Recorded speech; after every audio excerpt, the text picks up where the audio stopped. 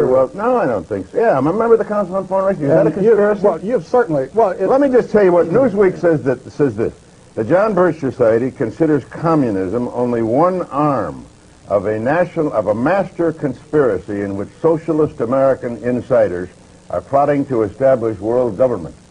Now, it also says, and here's Director John McManus, that's your public relations director, saying that former Secretary of State Alexander Haig and CIA Director William Casey are two of these master conspirators who are plotting to establish world government.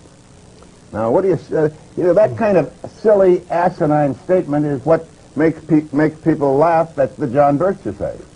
Well, Tom, I'm sure being a long-standing member of the Rockefeller apparatus and as a member of the Council on Foreign Relations of long-standing, you're fully aware that there is an elitist core in this country that has seen value in subsidizing communism, of protecting communism. It has? Sure. You're accusing me of subsidizing communism? No, I'm saying because that I happen to belong to a there is an elite core study group. No, wait a minute.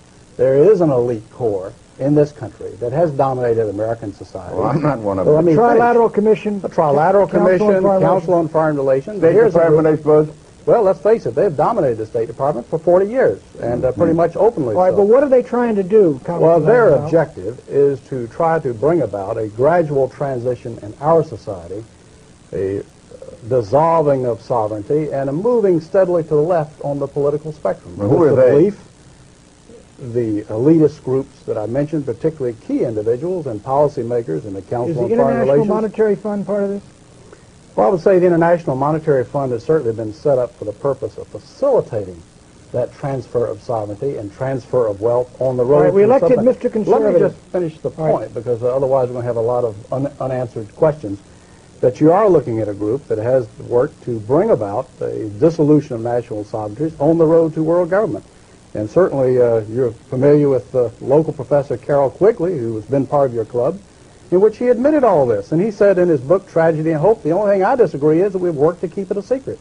And you see Arthur Schlesinger Jr. writing way back in 1947, says, yes, this is the hidden policy of America.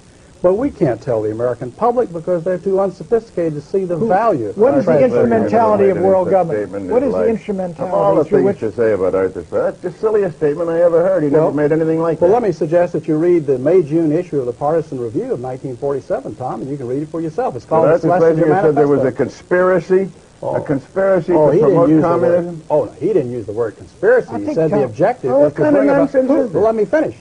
I'll tell you. He said that the objective, the secret policy, which we can't tell the American public because they're not sophisticated enough to see the value, is that through a steady result of erosion of new deals, we bring the American society steadily to the left, and through a sound concept of benign containment, we merge into the vital center of the socialist left. Those are his words, not mine. You think John Kennedy was a member of that conspiracy? No, let me ask you this. The World Federalist movement in the post-war era contained a lot of people who eventually broke with it, and a lot of people thought the UN, in the post-war era, looked toward world government. Sure. Indeed, they did, up until 48, 49. But a lot of them said, look, we were utopian. That's over and done with. We can't move. And a lot of them came in Kennedy's government. Schlesinger was in there when they were fighting in Vietnam, launched the effort in Vietnam. Schlesinger was behind the Bay of Pigs.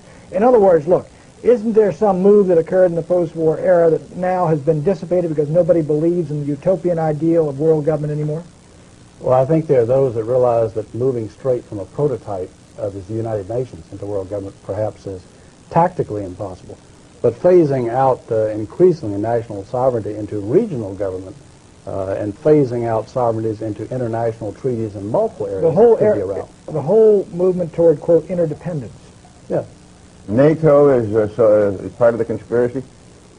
Well, there are certainly elements in NATO. There are people in NATO who are very strongly dedicated to the defense of the West. But at the same time, you find in NATO a steady dissolution. You find a growing weakness as a NATO policy dominated by State Department policies that has not worked. Well, it's a regional grouping, and I think, therefore, it may be suspect by the John Birch Society.